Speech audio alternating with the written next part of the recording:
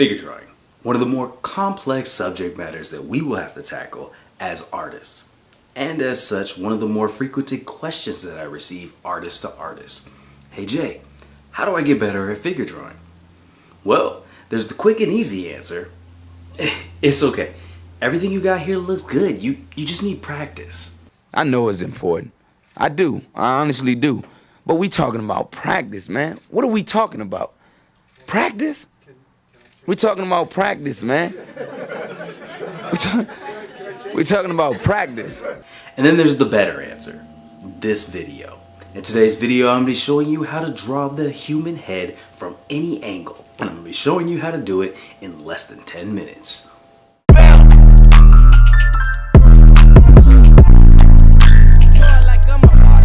What's good, everybody? Mr. J here, looking to help motivate, inspire, and empower you to take your art to the next level. In today's video, you heard that right, I'm going to be breaking down the human head for you, showing you how to draw it in less than 10 minutes. This video is also the launch of a brand new series that I'll be doing on improving your figure drawing. Figure drawing is an immensely complex thing to learn. It's not going to happen overnight. And as such, these videos are going to be short and they're going to be focused on certain particular groups. That way you can cultivate and learn your craft at your own pace. I'm not going to bombard you with too much information at once, but by the time that all of these videos are done, when you put them together, it should be a very comprehensive library on how to improve your figure drawing. Let's get into today's episode, the human head.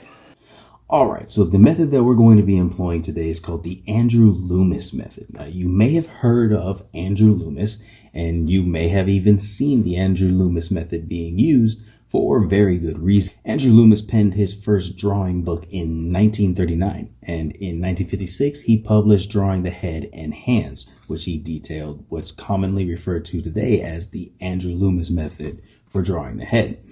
To this day, it is largely the most popular use of drawing the human head, and for good reason. It's very simple and it works really well. As a matter of fact, every time I've learned how to draw the head or I've watched somebody else teach how to draw the head, it's always some variation of the Andrew Loomis method. So it's a very time-tested method for drawing the head. The way Andrew Loomis describes it is the head can be broken down into two basic parts. You have a circle for your cranial mass, and your chin is more of like a cone shape. So let's go ahead and take a look at this and see how it translates into drawing. We're going to go ahead and start with a circle for the cranial mass. Now, it doesn't have to be a perfect circle. Keep in mind that this is basically just rough sketch lines. First, we're going to start with a center line right down the middle. The center line is an imaginary line that separates the face down the center. From the front view, it will be directly down the middle. Finding the center line is going to be the guideline for what angle we are drawing the face from. In this case, the front view. Next, we're going to draw a brow line, which is also going to go straight through the middle of the circle in horizontal fashion. The position of the brow line will depend on the tilt of the head. From a straight on profile, the brow will be aligned with the top of the ears. When the head is tilted up, the brow line will be higher than the ears, and when the head is tilted down, the line will be lower. Next is to find the hairline, which is going to be roughly 2/3 above the brow line. And here you're going to start to see what we call the rule of thirds. So 2/3 up from the brow line, we place the hairline. And from here, we have 1/3 of the head. We take this measurement, measure it out. We can use that to measure out the second third of the head. This line is going to be the nose line. All right, if we take that same measurement and drop it down, we're going to find our final third of the head, which is going to be the chin line. From here, we need to cut off the sides because not everybody has a spherical shaped head. At least nobody I have ever met today, but I have yet to meet Pac-Man, so never say never. But basically, we're going to cut these off to avoid a totally spherical shape of the head.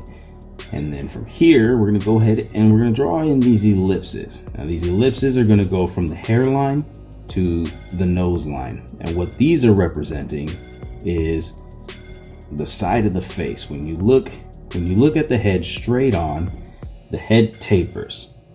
So we're going to naturally see the sides of the head.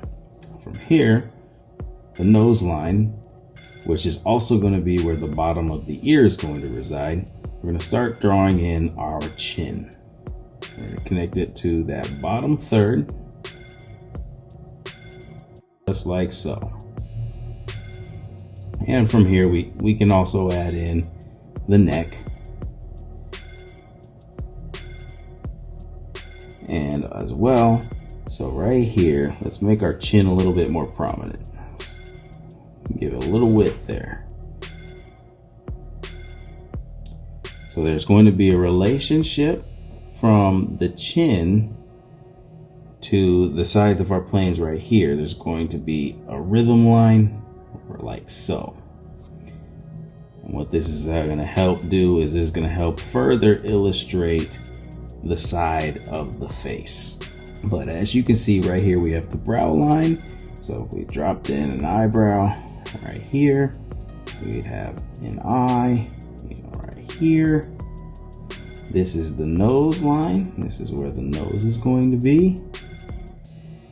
And then the mouth is going to be right in here. You can see how this is all taking shape. We've got a hairline right there. And then right here, we would have an ear.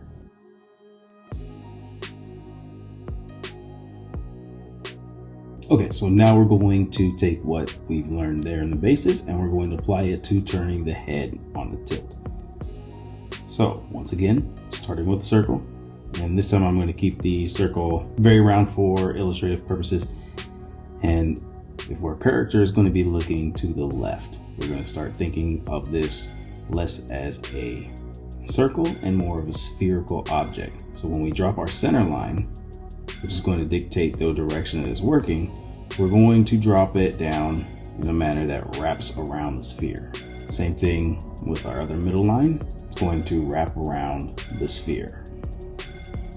Now when we're going to cut the sides off, now that we're looking at it from the side, it's going to be a circle.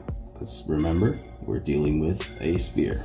And then to flatten this out, we want to keep our lines here very straight, and we want to draw in,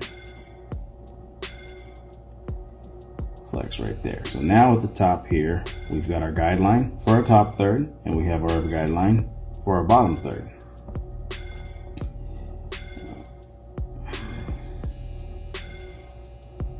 Like so, and we just measure this out to find our chin line.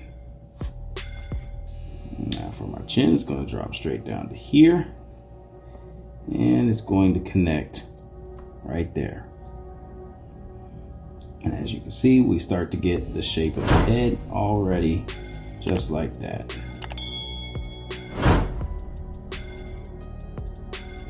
Now in this quadrant right here, we have a relation. This is the brow line. Remember that the brow line always matches up with the ear. So we have a nice guideline there to drop in our ear. And our ear will always go from the top of our head to the bottom of our chin, which also is in line with the nose. Now from the complete side profile, again, I'm going to keep my circle nice and perfect.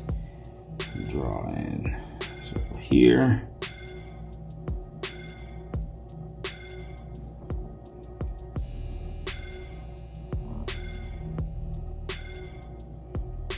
And since we're completely sideways, we're not going to drop in a center line because our center line wouldn't be visible, but we're going to drop it down right here, basically to help us find our chin line. And using our cutoff sides, we're going to find our thirds right there.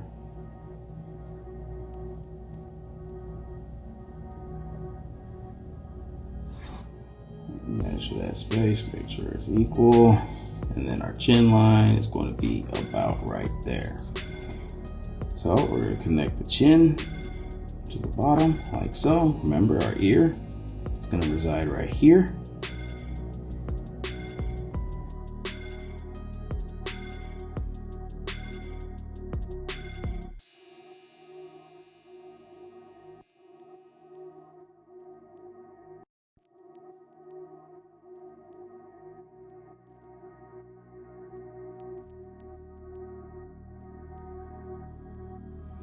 All right, so there you have it. Quick and easy. That's how you map out the head using the rule of thirds. In the next episode, I'll be showing you how to drop in the features, how to locate where to place the features within the head.